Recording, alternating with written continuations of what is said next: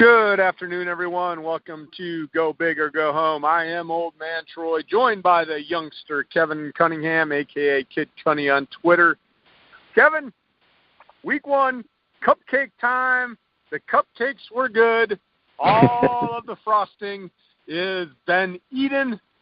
There were a couple of crumbs on the plate, but for the most part, the cupcakes were eaten alive. How are you doing today?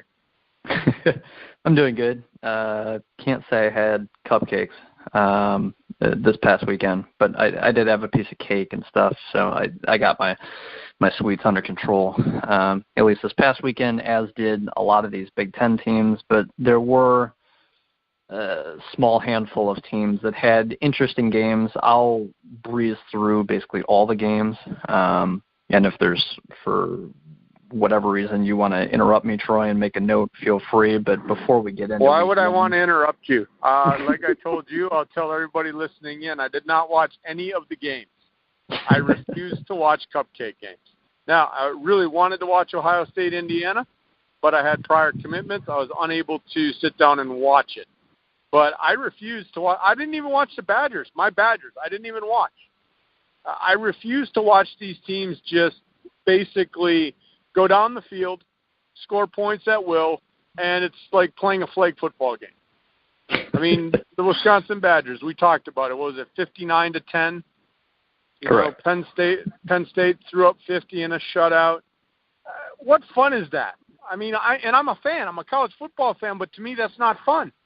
That is just not fun. So you can go through the games, and then when you're done, I'll give a few maybe words of certain intrigue, like the Ohio State-Indiana game. I mean, I didn't watch it, but I read up on it. We talked about it on one of our weekend shows.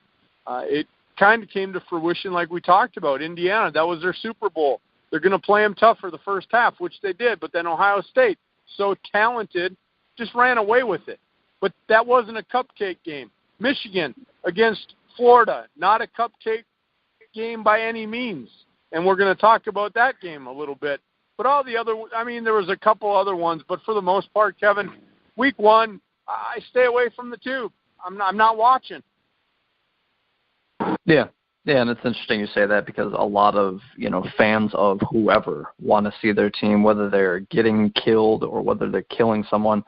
It's just football season, and so they get into it, and I fully understand you. I mean, I'm a Duke basketball fan, and they have some cupcake games where they'll play, North Carolina Central or North Carolina, AT&T or whatever school, as the fourth game of the season or the second game of the season. And it's just like, I know Duke's going to win by 60 points. It's whatever. If I catch it, cool.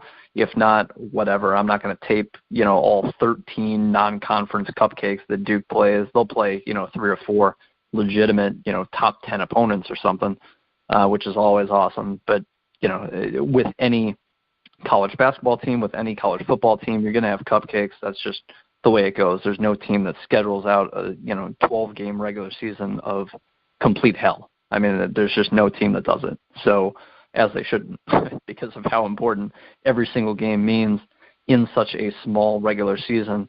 But first, we wanted to talk about the Week 2 Associated Press poll that came out a couple hours ago, actually. I was on my shift over Atlanta 10, and we did a bunch of stuff with that. We did a bunch of other stuff during my little shift that I had. But the Week 2 AP poll came out, and for the Big Ten, I mean, instead of 4 top 11 teams, there's now 4 top 9 teams, I guess would be my kind of takeaway from it. Ohio State stayed at number 2. I guess I'll read off the top 10 again. Alabama stayed at number 1. Ohio State stayed at number 2.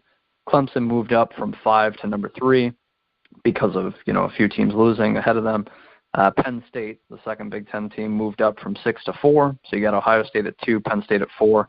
Ohio State's next opponent is number 5, Oklahoma. They moved up from number 7. USC kind of struggled with Western Michigan, I believe it was. That was like 49-31 or something at the end. That was a game in the fourth quarter, so they dropped from 4 to 6. Washington moved up from 8 to 7 after beating Rutgers. That's not a great victory, but they didn't lose, so you moved up. Michigan is kind of the talking point, I guess. Michigan moved up from number 11 to number 8 because they just completely shut down Florida, which we'll get into later. But Wisconsin stayed at number 9 after their victory, and Florida State rounds out the top 10, dropping from number 3 to number 10, losing their quarterback, DeAndre Francois, for the year. In that Alabama loss, if Florida State loses to Alabama and they drop to number 10, let's say the quarterback injury didn't hurt them whatsoever by the voters' minds, although it seems like it does, to move back from 3 to number 10, just because you lose to the number 1 team in the country. But even without losing your quarterback, to move back to number 10 kind of hurts, but at least you have the rest of your regular season to go. You lose your starting quarterback, and Florida State's just kind of in scrambles now, and it seems like there's almost no way that they're in the national championship picture, which kind of opens up a slot for these other teams. I had mentioned before the year started that I liked kind of 8 teams, I think it was, 8 or 9, to possibly actually truly have a legitimate shot at winning the college football playoff this year. And you can kind of toss Florida State right out the window, in my opinion. Their defense is absolutely elite, complete juggernaut, but you lose your sophomore star quarterback, and now you're playing with, I believe it's a sophomore, if not a freshman, who was the backup, a very skinny kid. I mean, I'm a skinny dude, but I can say he's a skinny dude as well. He just needs to mature in the weight room, needs to mature, I'm sure, everywhere, because he just hasn't gotten many, if any, collegiate snaps yet. So Florida State took a huge hit, not because they lost, but because they lost their quarterback for the year, which obviously sucks for them. But Big Ten, Ohio State number 2, Penn State number 4, Michigan number 8, Wisconsin number 9. Troy, what are your, I guess, quick thoughts on that? Wisconsin not moving up, Michigan obviously moving into the top 10 like they should by beating Florida, but Wisconsin not moving up and having 4 teams in the top 9, Ohio State at 2, Penn State at 4. Wisconsin didn't deserve to move up. They did what they had to do. They beat a team that they should have beat. So I have no problem with them staying at 9. I have no problem with Michigan jumping to 8. Michigan actually was probably the most impressive outside of, Alabama, taking care of business in week 1. I mean, people say, oh, look what Penn State did. Oh, look, yeah. And again, and maybe I'm just going to be in that sarcastic cupcake mood today. Penn State, to be honest, Kevin, I know why they moved up. Florida State lost. I understand that, so they're going to move up. Ohio State, though, they played a conference opponent in week 1 against Indiana. Close game in the first half, but to be honest, you and I called that. We said it was going to be close at halftime. I believe, and I can't recall if I had said it on the show or I said it to you, I wouldn't be surprised if Indiana even had a lead at halftime. Because that was their Super Bowl. I expected that. And then I expected Ohio State to run away with it, which they did. But they took care of business, and to ask a team to play in week 1 against a conference opponent, to me, that's awesome. The Michigan-Florida game, that's awesome. Alabama-Florida State, that's awesome. I love those kind of games. I could care less about the other games, and people are probably saying, shut up already about it. But I'm not going to because I don't like it. So when a team doesn't move up because they demolished a team, in Wisconsin's case, 59-10, whoop-de-doo. You were supposed to. You scheduled the cupcake. You got the win. Penn State, what was the score, Kevin? 56-0? 52-0, I think it was. 52-0. Okay, You moved up because Florida State lost. Whoop-de-doo. You were supposed to win. Right. And so, like I said, I don't tune into those games. However, if I'm doing something and I'm accessible and one of these cupcakes is making it a game, then I'll turn it on because I like the upset. Let's say Utah State would have had the lead like 21-20 over Wisconsin in the third quarter. I would have turned it on. Been like, whoa, what's going on here? But as far as the AP poll goes, I want to go back and I want to touch on something that you said, Kevin, about Florida State. Them dropping to 10, that has everything to do with them losing their quarterback. If you lose to Alabama and everything's intact, even if you get demolished, you shouldn't fall 7 spots. maybe 4, maybe down to that number 7 range, right ahead of Michigan. But to fall all the way to 10, there's a lot going on in the voters' mind about not having that quality quarterback. And so, Troy, do you think that's fair to ding Florida State for losing their quarterback and Nope. having not played a game with their backup and still dinging them all the way down to 10? No, I don't think it is.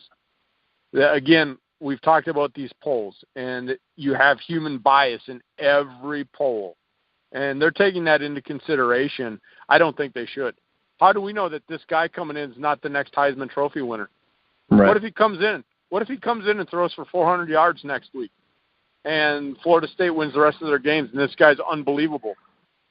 I mean, you all of a sudden have now derailed them. I mean, it's not necessarily derailed, but you've now put a big hurdle in front of them, right, moving them back to 10. You know, let's say Wisconsin would have lost to Alabama, and when they were 9, would they have fallen out of the top 25? No. They probably would have fallen to like 12 or 13. So I really believe that was all bias. And again, that's what you get with these AP polls, Kevin, even the coaches poll. It's human nature. And so every single one of those voters going, oh, my, they lost their quarterback. They're not a good team anymore. Well, okay, you lost your quarterback. Yeah, great player. But what this other guy might be able to do something that is worthwhile. We don't know. I would have, if I was voting, Kevin, I would have dropped Florida State from 3 to 7. And I think that's fair, dropping 4 spots. But, again, I'm not a voter. My vote, my opinion means nothing in the AP. But I do believe that was what went on, that because they lost their quarterback, they dropped them to 10. And to answer your question one more time, no, it's not fair. It should not be fair. So that's my little 2 cents worth about the new poll that came out. Again, there's going to be some movement. Teams are going to lose. You figured when Florida State lost that teams are going to move up, and I'm glad Michigan got into the top 10.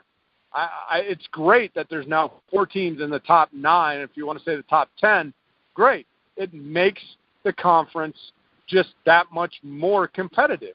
And I believe all 4 of those teams, are worthy of that ranking. Wisconsin being number 9, I've said this before, I don't think they deserve to be in the top 10 at that point, but they took care of business. That's where the voters put them.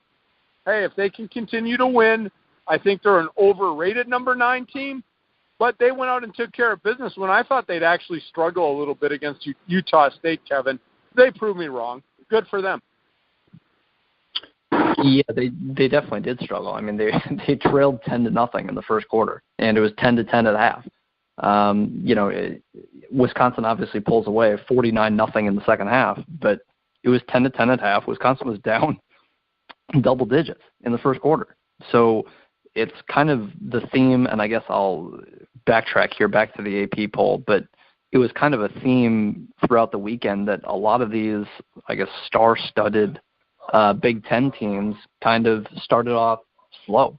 And that's just what happens. I mean, like I've said in the NFL, if I were a general manager or owner or head coach, I would sit all my starters in every single preseason game to ensure that I'd be healthy. And if it takes a half to kind of adjust and get up to game speed and that's fine. Even if we lose game 1, it's okay. We've got 15 more. We'll survive. But this is kind of what you lend yourself to if you're starting off week 1 with no preseason. And Ohio State, it takes them a half. And Wisconsin, it takes them a half. And Penn State, it even took a while.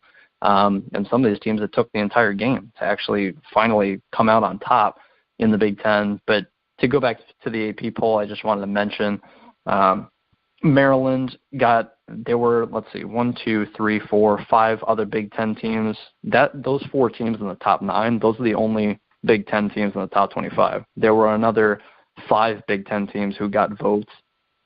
Maryland would finish 30th if it extrapolated out. Northwestern was 34th, Iowa 39th, Nebraska, Michigan State 41st. But so it was interesting. I'm curious if Maryland wouldn't have lost their starting quarterback, to a torn ACL, if Maryland would have been in the top 25, or if that had no bearing on it whatsoever. I don't know. We don't know how these AP voters kind of took, everything into how they decided to vote. But Maryland is kind of that next team in for the Big Ten.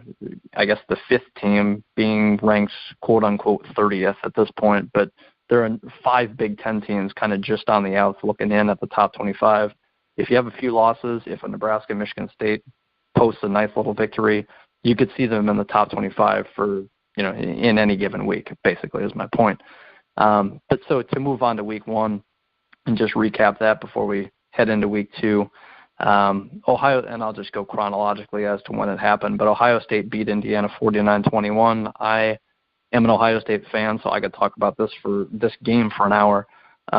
But basically, Ohio State was down 14-13.5, and Indiana was able to their quarterback, Richard Lagow, threw for over 400 yards in this game. And in the first half, Ohio State had their corners on an island, and basically Indiana just attacked them. And that was after they lost their leading wide receiver from a year ago in the opening kickoff.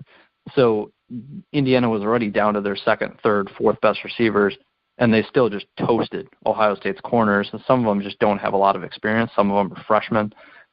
But Ohio State lost 3 guys in the secondary to the first round of the NFL draft this past year. So Ohio State secondary may be talented, and they may end up being first-round picks down the line 2-3 years from now. But as of now, they are very young and inexperienced, and Indiana just completely tore them apart in the first half. That being said, Indiana still only had 14 points.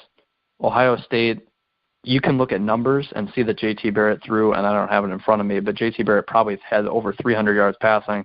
It was kind of crap because J.T. Barrett didn't throw the ball well whatsoever. He had a few underneath routes, and the first catch went for like 70 yards to actually bring him over 100 on the game. I think that was in the third quarter, like midway or deep in the third quarter. That's when Barrett finally got over the 100-yard mark, was because Paris Campbell, just a playmaker, took it like 70 yards because he's faster than everyone on Indiana. But so, like Troy said, I mean, we kind of expected it, that Indiana would play up to its potential, and they did. They led Ohio State at the half, but then you just get the ball in a playmaker's hands and watch him take it 70 yards. And that's why Ohio State won the second half 35-8. So J.T. Barrett did not impress me whatsoever as an Ohio State fan, coming from an Ohio State fan. I think having J.K. Dobbins at running back as a freshman, I knew he was going to be special. I mentioned him on this show a couple weeks ago or last week. I knew he'd be special. He was the backup running back, and the starter, Mike Weber, from a year ago was hurt, so they were keeping him out until this Oklahoma game this upcoming weekend. But so they've got a dynamic 1-2 punch at running back. You've got some playmakers at wideout, but they're also inexperienced. You don't have a Michael Thomas first-round caliber receiver at Ohio State again. And J.T. Barrett did not throw the ball accurately down the field again. So it's kind of somewhat more of the same from a year ago. I think Ohio State's offense is a little better. And their defense, people on social media were kind of bashing Ohio State during this game, but again, you've got inexperienced guys. This is Indiana's Super Bowl, as Troy mentioned, so it didn't shock me how this played out. I was just curious to see how J.T. Barrett would throw the ball deep, and nothing really changed from a year ago. So even when he would put a good ball in a guy's hands 40 yards down the field, they'd drop it. And that kind of was just like, to me, it was more of the same from a year ago. And I just heard Troy drop out of the call. Hopefully he comes back. But my point here with Ohio State is I was looking for more out of J.T. Barrett, out of the playmakers, out of basically everyone. The secondary didn't surprise me how much they gave up to Indiana. But in the end, I was just looking for more, and they may have come in as the preseason number 2 team. But to me, they're staying as the number 2 team, according to the AP. But they just did not impress me like I was looking to see. Again, I figured it'd be close, but I was looking for more from J.T. Barrett in the end. I guess, Troy, do you have anything more on this Ohio State game? Yeah, actually I do, and it's funny you brought this up about passing yards, and it's been something I never really talk about it much, but I was always one of these guys where I look at these passing yards, and even in the NFL and college, and you see these quarterbacks, they pass for 500 yards, but they dink and dunk and they dink and dunk and they throw a 10-yard slant and the receiver breaks it for 75 yards. I don't have a problem with the stat, but it's just like you can't always look at a 400-yard passing game and say, wow, this guy's a great quarterback. Wow, this guy was slinging it around. 9 times out of 10, when you see these big inflated numbers, it's not like the good old days when the guy would throw a bomb 50 yards, and that's big-time yardage. In today's football, it's open for a 60-yard touchdown. And these quarterbacks, these inflated stats. Now, I'm not saying they're all inflated, but I would imagine if you look at half of the games, 300-yard games that are out there, or the big 400, 500-yard games, there's like 4 plays in there that equal like 250 yards. Yep. So it's one of those things where I had this crazy idea once where why don't they just give the quarterback the amount of yards that he threw it, and then like another stat in his stats for that run after the catch, what they talked about. Right. Because really the quarterback is not throwing for 500 yards. He threw it 10 yards, and his receiver did all the work. So it's not even a gripe of mine. I just put it up because I thought it was funny you said that Barrett really didn't have a great day passing. But a lot of times you see these big number yards, and a lot of times it's because it was a short pass or a screen pass or a broken tackle. Now, there are bombs that are in there, but very few in today's football. I just wanted to add that. No, yeah, it's a great point because, again, you can't judge a team or a player or a game or a half or a quarter or whatever just based on the stats and looking at the stats because, again, if you look at J.T. Barrett's stat line, I'm sure it looks pretty dang good. In the end, he did not play good. He played fine. He had some nice throws, but it didn't seem like he developed as a deep ball passer from last year, which was the issue. That's why teams could stack 8 in the box. That's why teams could basically let their corners just play off receivers and not have to worry about getting beaten deep, because if they got beat deep, J.T. Barrett wasn't going to make an accurate enough throw more often than not to burn you. And so that's why Clemson just shut out Ohio State a year ago when it truly counted. They had the athletes to match up with Ohio State on the outside, and they just said, no, you're not catching anything, 15-plus yards down the field. We can give it to you. That's fine, but you're not going to either A, make the accurate throw, or B, catch it. So, and it just kind of somewhat seems like the same for me. I'm more impressed, and I said it before, probably a month ago, that Penn State, to me, is probably should be the favored team in the Big Ten. Granted, they have a tougher schedule, and they have to go at Ohio State this year. So I would favor Ohio State in that game still, but Penn State, to me, is probably the better team than Ohio State. And I love Ohio State's D-line. I love their linebackers. But outside of that, I would probably favor Penn State in just about every facet of the game. So, hey, Kevin, I want to throw something out at you when we talk about Barrett at Ohio State and Urban Meyer. Yeah. You're an Ohio State fan. Name the last quarterback that Urban Meyer developed that is just a stud in the NFL. Oh, I know. It doesn't happen. That's not his system whatsoever. Yeah, and so my question to you, you're an Ohio State guy. As good as Urban Meyer is, does he specifically not go for a 4- or 5-star quarterback? Does he look for these guys that are just system guys? Because I would think the way that he recruits or his staff recruits, that he would be able to land one of these top-tier quarterbacks and not have to settle for a guy that is just a college quarterback. Or is that what Urban Meyer wants? And, that's fine. But I'm just, all of the success that Urban Meyer has had, it just always, just stunned me that Urban Meyer never had that 4- or 5-star stud quarterback that could make the step into the NFL. He recruits great college quarterbacks, and maybe that's the way that he wants to do it. But he's never developed a great NFL quarterback in his time. At least I can't remember one. Yeah, that's a that's a thought that has been in my mind for a while, and it's not just Urban Meyer, but it's these guys, even like Art Briles at Baylor, who's obviously gone from Baylor now after scandals.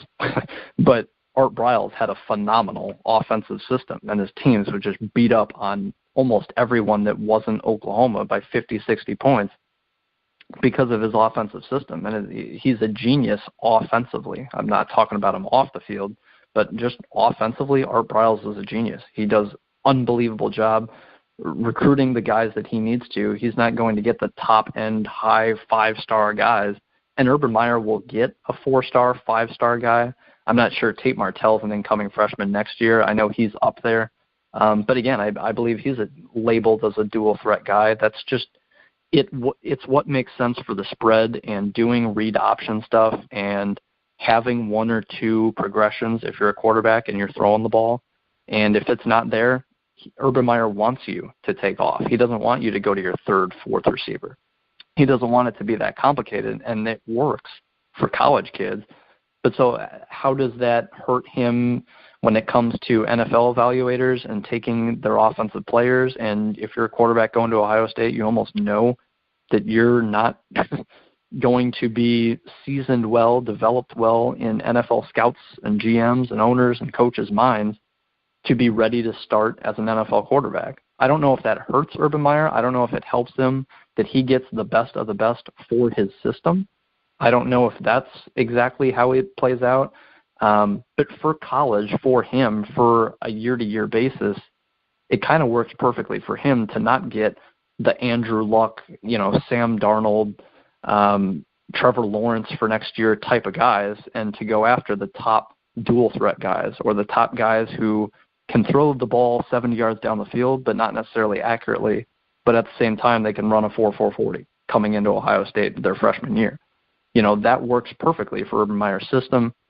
Art Briles with Bryce Petty and RG3 and any Baylor quarterback over the last 5-8 years, it's just they throw a great deep ball and they can throw a fastball out to the wide receivers so the wide receiver can just make a play and take it 70 yards.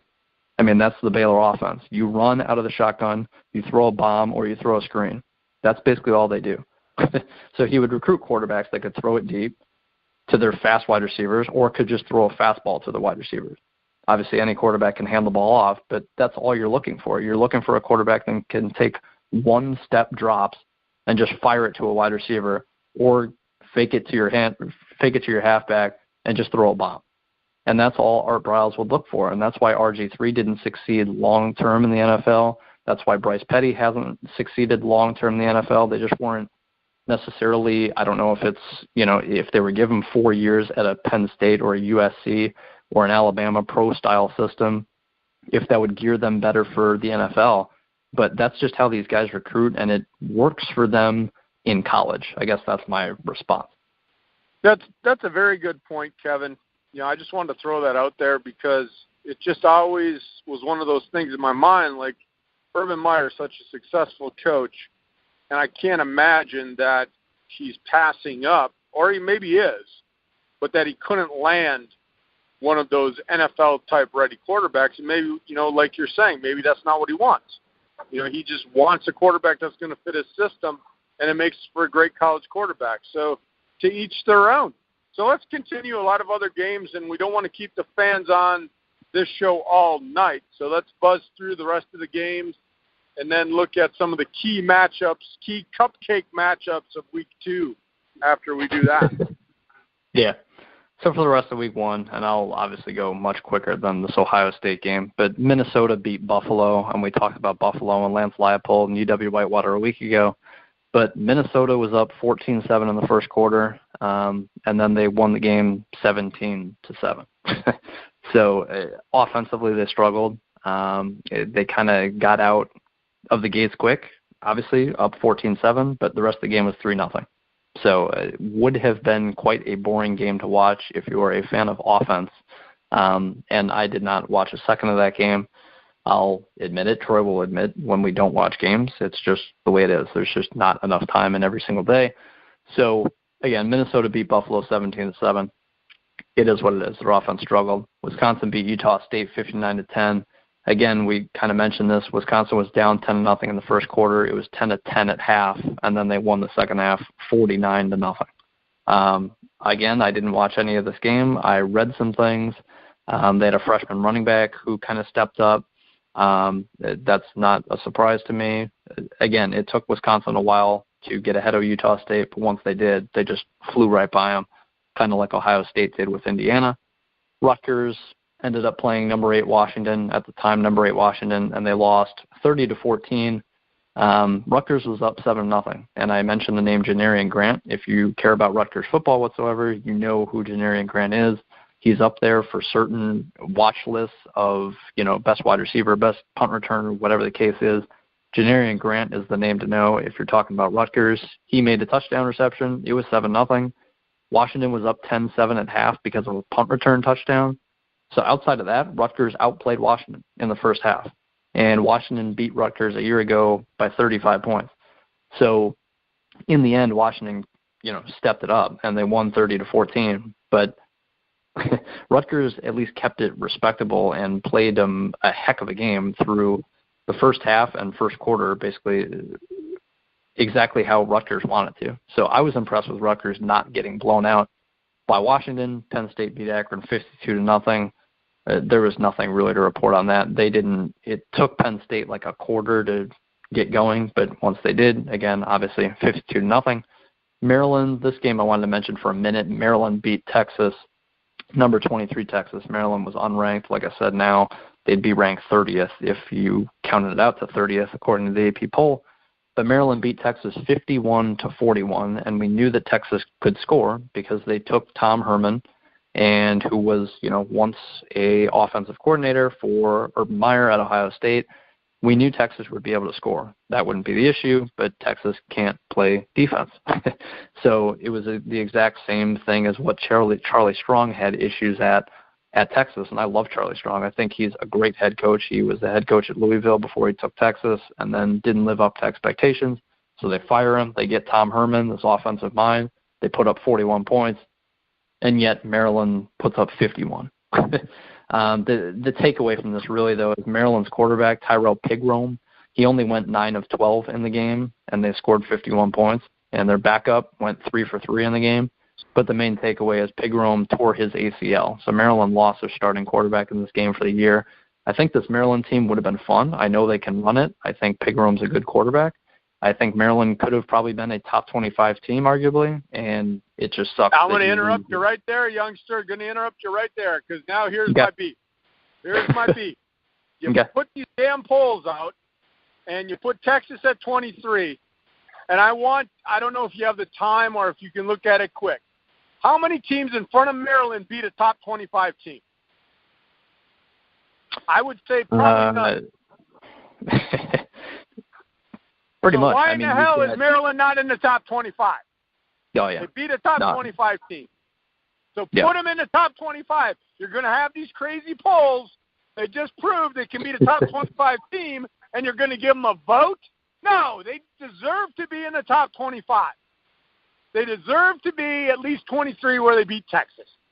That's where they deserve to be. I had to say it. I waited. I bit my lip the whole show waiting for you to talk about this game because this is the part of the poll system I do not agree with.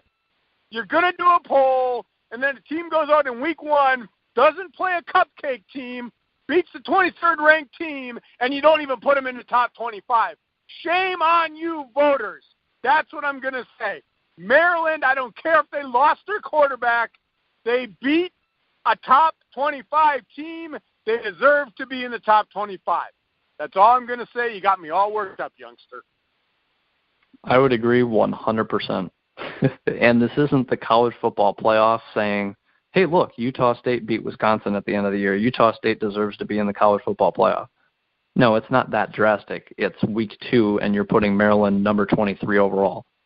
It's not changing things. It's not this, oh, my God, should Maryland be better than, who's ranked number 24 now, Notre Dame, number 25, Tennessee, who looked like crap last night. So back to my point, Kevin, about this, and I know I'd have to sit down and look, but I would almost guarantee that none of the teams ahead of Maryland beat a top 25 team. And we're not talking about week 10, but you're going to come out with these preseason, these early season polls, then do it right. Maryland just proved we beat the 23rd team that you put there in Texas. We beat them. So now you're just going to give us, 5 measly little votes? BS. Put them in the top 25. I could keep ranting about this because it irks me. And it goes back to this whole thing that these polls should not go out until conference play starts. And I know Ohio State, Indiana plays, so people say, well, conference play did start. I think everybody knows what I mean, Kevin. When the actual conference schedule, and that's all you're doing week in and week out, is playing conference games. Again, this proves my point. These polls, to me, are a bunch of baloney. Maryland sitting there, they just proved that they could beat a top 25 team because you made a top 25 team. You, the voters, did that. And now give them some love, but you're not going to do it. So, again, I'll say it again. Shame on you, voters. That's all I got. I'm gonna shut up now and let you finish. No, I agree 100% with you. I fully back that. And it sucks that Pigram went out for the year. But Maryland, and I don't know where this backup Kasim Hill ranks in terms of Maryland recruiting for quarterbacks, but he's a 4-star pro-style quarterback. He's supposed to be a legitimate guy. This is a top 300 overall recruit. I don't remember exactly where he ranked in the quarterback rankings, but Maryland probably hasn't gotten this good of a quarterback recruit ever. Again, Kevin, it's going to go back to what we said about Florida State. Maybe this kid was just waiting for his chance. And now here's his chance. What if he goes out? What if he throws for those padded 500 yards and throws those slants? We don't know. Yep. So, again, give him the benefit of the doubt. I mean, okay, he hasn't played it down. Who cares? The team beat Texas. Move him up. Well, okay, and Troy, now I'm done. No, but Troy, he actually did play it down. He went 3 for 3 through the air, and he also ran for 14 yards and scored a touchdown. So he's capable. So it's not even as though we don't know who this is. He proved himself in a limited time period, but he proved himself. He could lead this offense against Texas, which, call Texas what they are, but the AP thought they were the number 23 team in the country, and they gave up 51 points to Maryland and their backup quarterback. So I'm with you. Maryland deserves to be in the top 25. I will move on. Illinois beat Ball State 24-21. Illinois, I guess I'll say this because I had to, for Land of 10, I had to kind of pay attention to the game and cover it and watch it. And Illinois beat Ball State, like I said, 24-21. They were playing well. They were up 16-7 at half. Ball State came back. Illinois' defensive backs were atrocious. Their third down defense was atrocious. They eventually pulled out in the fourth quarter. I guess the one takeaway, one plus, if you're an Illinois fan, the freshman running back, Mike Epstein, he had 11 carries for 54 yards, 2 touchdowns. He scored, I think it was both rushing scores that Illinois had, but he looked pretty good. He's a freshman running back. The secondary was bad. And Illinois, just in short, Illinois is not going to be a competitive team in the Big Ten, which we already knew, but at least Illinois beat their cupcake by 3 points. So I'll say that. Iowa, moving on. Iowa beat Wyoming, and this one, like I said a week ago, I kind of wanted Wyoming to beat Iowa, and because I love Josh Allen. And yet, Iowa beat Wyoming 24-3. And Josh Allen's team, this projected potential number 1 pick in the draft next year, scored 3 points against Iowa. And he went 23 of 40, 174 yards, 2 picks in the fourth quarter. So his team was down at that point, and he threw a couple picks. So, Iowa knew they were throwing. Wyoming had to throw. And he threw a couple picks. Obviously didn't impress people enough to say, hey, look, Wyoming beat Iowa. Hey, look, this kid actually is the real deal. So some people aren't buying into the Josh Allen hype. I will say that I am not anywhere near off Josh Allen's hype train, and I still have a man crush on him, and I think he is going to be a franchise quarterback in the NFL. I'll say this about Iowa. Nathan Stanley made his first career start. He's a sophomore, 8 of 15, 125 yards, 3 touchdowns, 1 pick. He did fine, but Iowa's game this year is obviously going to be defense and running the ball. You got Akrum Wadley. He had 24 carries, 116 yards. They got a transfer from Nevada, James Butler, who's a running back. He got 10 carries, 47 yards. Iowa's going to run the ball and play defense. That's the name of Iowa's game this year. That's what they're going to do. And Iowa lost 3 fumbles in the game. So that's, it's the first game. That's going to happen. And also, I had to point this out, too. I had to do a little homework here. But Josh Allen, for those people kind of writing him off and saying, look, you did nothing against Iowa. You lost 24-3. Iowa also in 2003, so this was 14 years ago, they also beat Big Ben Roethlisberger, Steelers. I think people know who Big Ben is. Big Ben, Miami of Ohio, kind of like Wyoming. You don't really know about him. Iowa beat them 21-3. And I think Big Ben turned out just fine. Just wanted to put that out there. But Michigan State, moving on, beats Bowling Green 35-10. Bowling Green led 3-0 after the first quarter, and then Michigan State just kind of turned it on, and their D played extremely well as the game went on. Brian Lewerke, a sophomore quarterback, threw for 250 yards, completed 66% of his passes, 3 touchdowns. I guess the one thing to note here with Michigan State, the starting running back, L.J. Scott, he had 15 carries. He only had 39 yards, and he lost 2 fumbles in the game. So that wasn't good. And Lewerke, the sophomore quarterback, actually led the team in rushing with 69 yards. They had a junior running back who got 54 yards. It wasn't good for L.J. Scott. That's kind of the takeaway if you're a Michigan State fan. Michigan, number 11 Michigan beats number 17 Florida at the time. They won 33-17. I'll give it to you, Troy. I'm sure you have something to say about this game. But so Michigan beat Florida by 16 points. Florida scored 17 points. 14 of them came off of 2 pick sixes. That was early in the first half.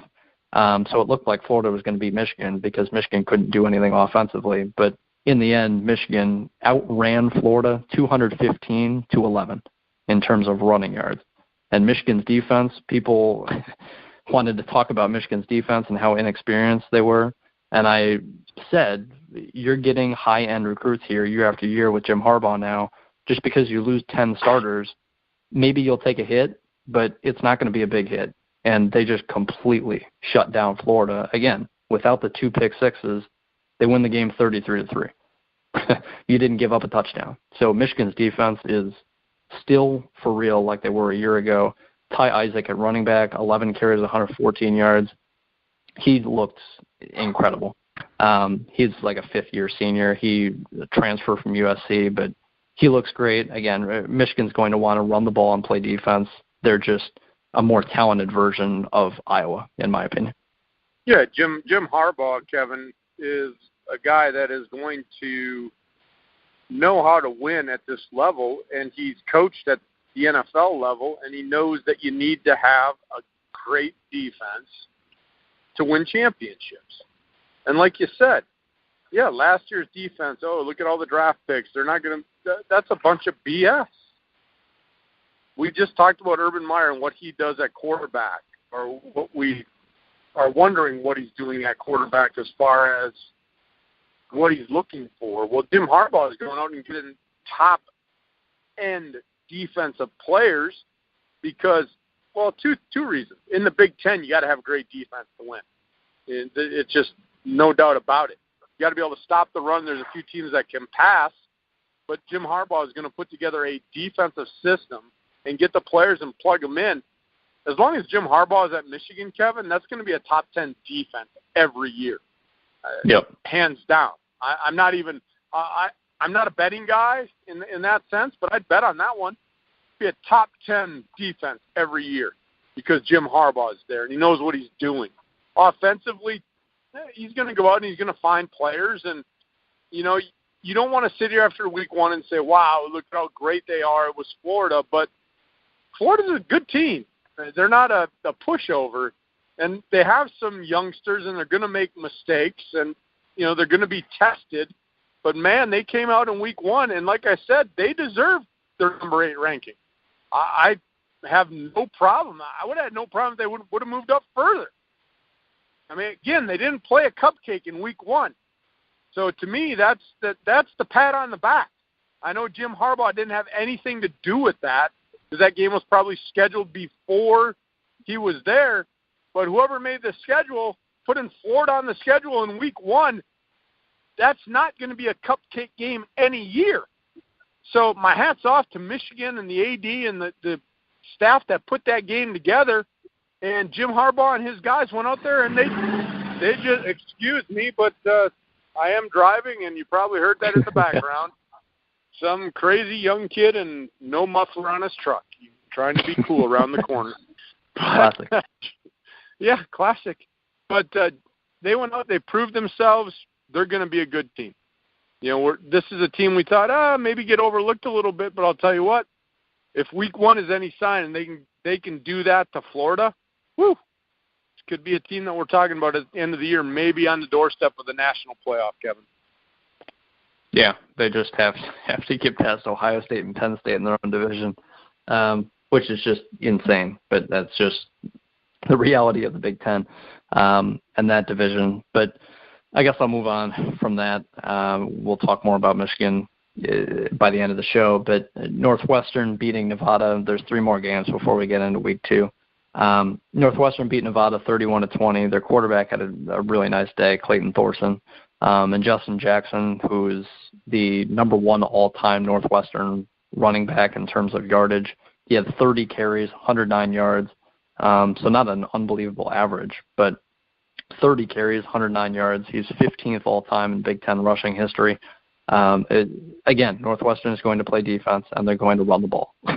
That's just what it is. Another stat note, 6'4" wide receiver is a sophomore, Bennett Skowronek, I believe his name is, if I'm pronouncing the last name right. He had 8 receptions, 123 yards. He's going to be a guy that Thorson will obviously look for as the year progresses. And he's a sophomore, but he can obviously showed ability there.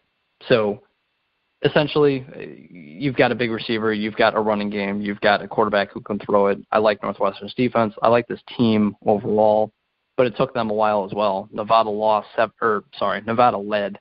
17-7 at halftime. They were up 20-17 in the fourth quarter. It just took a while for Northwestern to get its gears together and figure out how to play again. That's just what it is in week 1 for any sport. But so Purdue also moving on. Purdue lost to Louisville 35-28.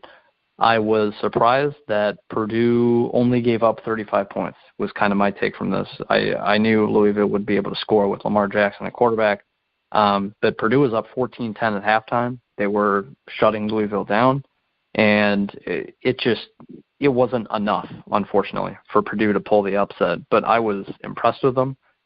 They forced and recovered a couple goal line fumbles, so that definitely helped Purdue and their chances. But basically, if you're Purdue, it's tough to compete with teams that can put a ton of points on the board. Not that Purdue can't, but it's just hard when you can't rely on your defense. It's a Purdue team that can score. David Blau, the quarterback from last year, didn't come in until the second quarter. He threw a couple picks when he did come in, and then back came, I guess, the starter for this year, Elijah Sindelar. So Purdue's making a change at quarterback, it seems like. But their defense really is just kind of the issue to me. The final game for week 1 that I'll talk about is Nebraska beating Arkansas State 43-36. And that surprised me. Mike Riley, the head coach of Nebraska, said that his team ran into a buzzsaw. And that's, again, we're talking about Arkansas State. I don't know much about Arkansas State. I don't know if they're the next Appalachian State and they actually have a legitimate shot at doing big things in respective to their division level. But Nebraska beating Arkansas State by 7 points, giving up 36. Arkansas State had a shot at the end zone to win the game. It went incomplete. Their quarterback threw for 400 yards. If you're Nebraska, this is kind of a red flag. And we talked about them losing their corner before the season started. Chris Jones, I believe his name is. I misspoke it all of last week. But they lost their best defensive player in the secondary, and it kind of showed in this game. And I don't know if that's a sign of things to come, but basically, it's not looking great if you're a Nebraska fan, in my opinion. Tanner Lee, people were curious about how he'd do at quarterback, 19 of 32, 238 yards, 2 touchdowns. He did fine. Trey Bryant ran it 31 times for 192 yards and a touchdown. Nebraska can run the ball. Tanner Lee can do some things as a quarterback. I think that's cool. But Nebraska's got some problems on defense, especially the secondary, in my opinion. So it's something to look for if you're a Nebraska fan. We've got roughly 20 minutes until we have other things we have to do. So I will move on to week 2 and basically breeze through. Well, I'll go through time-wise again and stop at the games that truly matter, as far as talking points going forward. But Purdue hosts Ohio, and not Ohio State, but Ohio. And it's a Friday night game. Purdue's 0-1, coming off their loss to Louisville. Ohio's 1-0. That just is what it is. I have nothing to say about that. It'll be, I guess, interesting to see if Purdue gets their first win of the season. Wisconsin hosting Florida Atlantic. Lane Kiffin and Florida Atlantic. They lost to Navy week 1, 42-19. They gave up a ton of running yards. That doesn't bode well for Florida Atlantic. Troy, are you going to watch this game? Do you expect Wisconsin to win by 40, 50 points again? Not even watching it. Not even watching it. By the time I look at the ticker, it should be like 49-0, and Wisconsin should have rushed for like 500 yards. This game does not intrigue me. Again, I'm even cutting down my own school that I cheer for. We're playing cupcakes. And again, it is what it is. It's a tune-up. Let the guys get ready. I understand all that stuff. But I don't even care about the score. Kevin, what I want to have happen, we've talked about all these injuries so far to quarterback. Yep. What I want to have happen is I want Wisconsin to win. Don't get me wrong. I want them to win and not have anybody get hurt. To me, this game means nothing. It's a game. They should win. And I know to Florida Atlantic it means everything. But if I'm a Big Ten fan of Wisconsin, I could care less if they win 10-3 or 60-0. At the end of the day, they need to get the win to maintain their number 9 ranking, because they're not moving up in the rankings. They're not. They're not going to move up unless everybody in front of them loses. And right. The only thing that's going to happen is they're going to go backwards. So all I want to have happen is Wisconsin get a W and nobody get hurt. That's my intrigue of that game, Kevin. Yeah, and that's my take for the NFL preseason, to be honest with you. Just don't get anyone hurt, because, yeah, you have to get the win technically in college football against these cupcakes, but you're going to get the win. That's not an issue when it's the likes of a Wisconsin who has talent and a Florida Atlantic team who has a few freshmen who are talented and a few transfers who are talented. But obviously, if you lose to Navy by 23 points, you're not a great team. So Wisconsin should not fear them whatsoever. Michigan hosting Cincinnati, number 8 Michigan, that is, and Michigan is 1-0. Cincinnati is 1-0 after beating Austin, PA. So nothing really to fear with Cincinnati. Again, Michigan intrigues me in the case of what they do at quarterback, because that's kind of a carousel in my opinion, but they're going to run the ball extremely well, and their defense is just going to keep saying shut up and screw you to the people that doubted them at the start of this year. So Northwestern also moving on, traveling to play Duke. Northwestern's 1-0, Duke's 1-0 after beating North Carolina Central. Nothing to really report on there. Again, Northwestern, a team that can run the ball, they can play defense. I like Clayton Thorson at quarterback. I like this Northwestern team in general. I expect them to beat Duke. Iowa traveling to play Iowa State, so they don't have to travel too far. Both teams are 1-0. Iowa State beat Northern Iowa week 1. Nothing to really report on with, some crazy great victory by Iowa State. This Big Ten But that'll opponent. be a good game, Kevin, because that's an in-state rival game. Yeah. So yeah. I actually coached college soccer in Iowa for 4 years, and that is for bragging rights. And you can do, it's almost like the Packers versus the Vikings, Packers versus the Bears. Throw the records out. It's two teams that want to smash each other in the face, kick them in the you-know-whats, and win. And so I don't care how good Iowa is. I don't care how good Iowa State is. This is a backyard brawl that The bullies want to go out and they want to prove that they're bigger and badder than the other person. This could be, I wouldn't be surprised if you see Iowa State actually win, because this is one of those early season, and it's not late in the season, early season where you're still trying to put things together. This is just true guts. This is a guts game. Who wants to win? And if Iowa State wants it more than Iowa State could win this game, Kevin. I just wanted to throw that out there. That because I lived in Iowa for 4 years. And I'll tell you, that state's going to be rocking and rolling no matter where the game is played, because they dislike each other. One is in the northern part of the state, the other's in the southern. It's almost like that Civil War battle. They don't like each other. And they're going to go out and they're going to play each other as hard as they can. Blood, sweat, tears, guts, puke is all going to be on the field because they want to beat each other. Yeah. I believe this is for the Cy-Hawk Trophy. Correct me if I'm wrong, Troy, but I think that's for the Cy-Hawk Trophy is what it's called. Cyclone, Hawkeye. But I don't remember what the trophy's called. All I know is just living there many, many years ago for those 4 years, that's all that was talked about. It didn't matter what else was going on in the world. Iowa State, that was the game. That's all that was on the news. That game was coming up, and for a week, that's all that was on the news. So forgive me for not knowing what the name of the trophy was, but I know that it's intense. Yeah, it's all good. Anyway, basically the one point I also wanted to make, and it's exactly what you made, I cover a Wisconsin high school football team, and his team plays a rival, and he basically said, if we go 1-8, but we beat this team, that's the team we want to beat, and our kids would be just fine with that. They're not a team who's going to win state this year. They're not out of their minds. So if they win and beat their respected rival, that's what they care about. And that it's the same thing with Duke, North Carolina, Michigan, Ohio State. It's what a rivalry game is. So I expect it to be, I'm sure, closer than whatever the betting line is. I didn't look up betting lines this week. But Iowa State, I'm sure it will be closer than what people think, a.k.a. I was favored by, who knows how much, 17, 21, 24 would be my guess, but I'm sure Iowa State covers. That's my guess.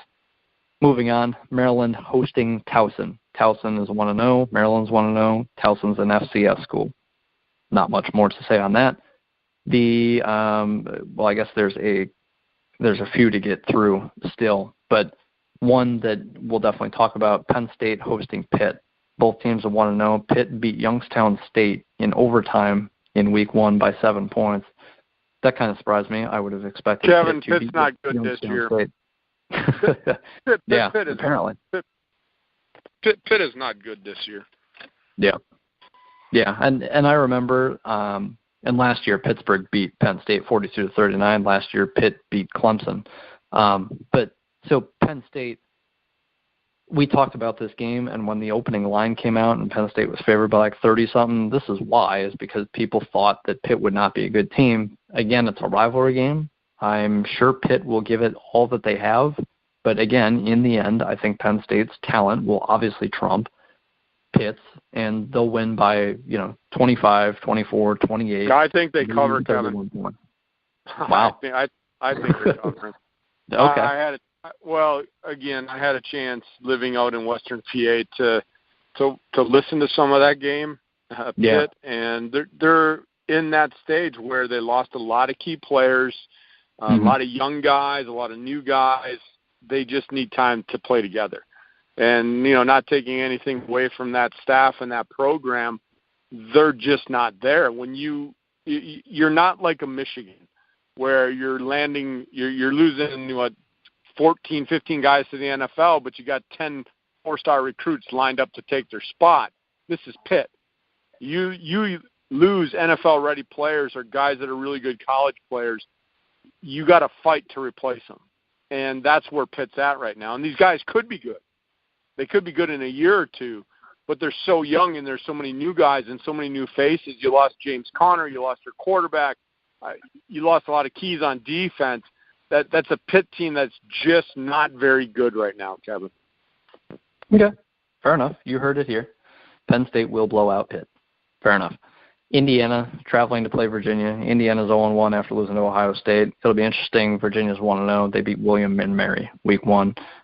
Indiana, it'll be interesting to see how they bounce back from that Ohio State loss. Indiana's a better team than Virginia, in my opinion. I don't know a ton about Virginia, but I liked what I saw from Indiana. Who they play? It was the Super Bowl. They played William and Mary. Gee whiz, that's like playing Kevin and Troy. I mean, okay, move on. Oh, boy. All right. Michigan State hosting Western Michigan. Michigan State's 1-0. Western Michigan is 0-1. Like I said, they lost 49-31 to USC. So Western Michigan kind of impressed people and had people like thinking, would USC lose week 1 after being this highly talented team? In the end, Western Michigan lost. But so I think Michigan State will get its hands full from Western Michigan, who's obviously not bad. So we'll really see if Michigan State has truly improved. This will be an interesting game, another in-state game. So it'll be interesting to see what happens there. Rutgers hosting Eastern Michigan. We're covering all the Michigan schools today. Rutgers 0-1. Eastern Michigan is 1-0. They beat Charlotte in week 1. I believe that's an FCS school. For football, and again, watch Janarian Grant. If you watch Rutgers, you're not going to have to look far to see Janarian Grant if you're watching a Rutgers game. Nebraska traveling to Oregon, an interesting one. That will be a good one. That'll be a good one. Yeah. Oregon, I believe they should be receiving, they're receiving votes. They're right behind Maryland. Oregon, and I don't remember exactly what they did a week ago, but I think they put up 77 points. So Oregon can score, like always. Nebraska's 1-0. Would they play William and Mary? They played Southern Utah, so basically. So. They couldn't have played William and Mary because Virginia did. Right. That is true. Nebraska won last year at home, 35-32. Last year's Nebraska team better than this year's, in my opinion. Oregon probably better than they were a year ago, in my opinion. Nebraska traveling to Oregon. I would assume Oregon is favored in this game. They would be according to the AP. I don't know how Vegas sees it. I'm sure it'll be close. But if Nebraska's defense week 1 is a tale of what their defense is, Oregon's going to score a lot, and Nebraska better keep the football in their offense's hands, in my opinion. You want to keep it as low scoring as possible. I just don't think they'll be able to. I think Nebraska loses. Illinois hosting Western Kentucky. Illinois 1-0. Western Kentucky beat Eastern Kentucky in week 1. We'll see if Illinois can get to 2-0. That's kind of the takeaway from that one, in my opinion. Minnesota traveling to Oregon State. Minnesota's 1-0. Oregon State's actually 1-1. They lost to Colorado State last week by 31 points, and they beat Portland State in week 1 by 3 points. Typically, I kind of respect Oregon State to a certain point, but this year it doesn't seem like Oregon State is worth respecting too much. I expect Minnesota, to win this game, but Minnesota kind of struggled against Buffalo, so it'll be interesting to see how they do against a Pac-12 school. And finally, we have number 2 Ohio State hosting number 5 Oklahoma. So battle of top 5 teams. College game day is going to be there. If there's a Big Ten game to watch, this would be the one to do it. Both teams are 1-0. Oklahoma killed UTEP week 1. Oklahoma's, obviously, this is their game of the season in terms of the non-conference. And in conference, there's not really a Big 12 team to look for other than Oklahoma State, who is one of those other teams I think can win the whole thing. So to me, this is as big as it gets for Oklahoma outside of their huge in-state rival, Oklahoma State, who, like I said, can win the whole thing because of their offense. But Baker Mayfield at quarterback, last year, I'll say this, that he struggled against Ohio State. You're getting a much younger, inexperienced Ohio State secondary. This year, Baker Mayfield is a Heisman Trophy candidate at quarterback. They're going to throw it as well as Michigan. Not Michigan. I keep saying Michigan. Oklahoma, I think, and this is weird to say, but Indiana's wide receivers, I know you didn't watch the game, Troy, but they made unbelievable one-handed catches. There were multiple one-handed catches. They had multiple ridiculous touchdown grabs. I'm sure Oklahoma, talented recruiting-wise, is more recruiting-heavy, more touted by the recruiting experts than Indiana's receivers, but Oklahoma just lost their number one receiver from a year ago. It wouldn't surprise me to say that and believe truly that Indiana's receivers are better than Oklahoma's. It's kind of crazy to say, but I seriously think that you can't get better than what Indiana's receivers put on display the first 3 quarters against Ohio State. It was ridiculous. There were at least one Odell Beckham Jr.-like one-handed grabs in that game.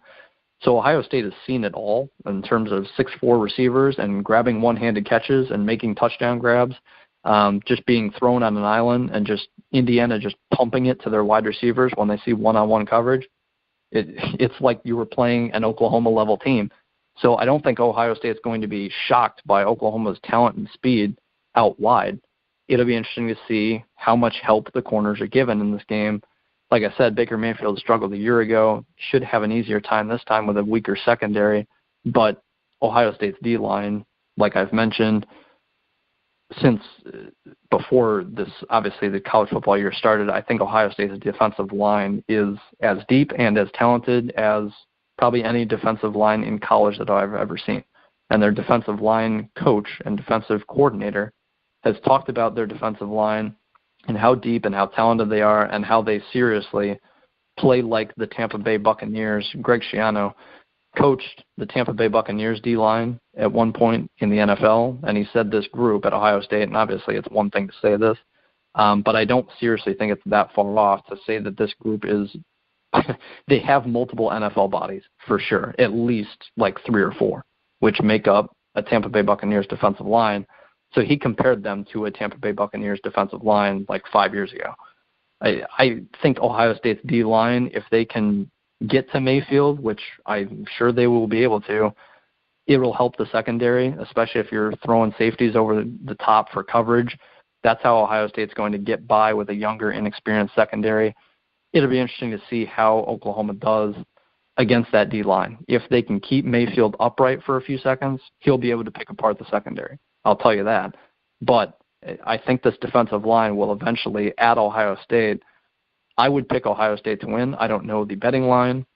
I believe it's a pretty big number, like 7 or 8, because Vegas just loves Ohio State this year. But I think, again, the defensive line for Ohio State is going to win them multiple games this year where they're in trouble, and I think this will be one of those games because I think the offense will struggle to score a lot of points against Oklahoma. If I were to put a final score on it, I'd say Ohio State wins probably 27 or 31, let's say 31, or let's say 30. I'll say 30-20. I'll put that there. So I think their defensive line, 30-20. I think Ohio State's D-line controls it. All I'm saying about this game is it's going to be a good one. That is a must-watch Week 2 non-cupcake game. Yay. Way to go, Ohio State. Way to go, Oklahoma. No cupcakes in Week 2 right here, folks. This is a game to watch. Kevin and I will talk about it next week on Go Big or Go Home. Hope you enjoyed the show today. For the youngster, Kevin Cunningham, a.k.a. Kid Cunny on Twitter, I am Old Man Troy. Find me on Twitter, TroyRobert967. Have a great week, everybody. Kevin and I will get back with you next week.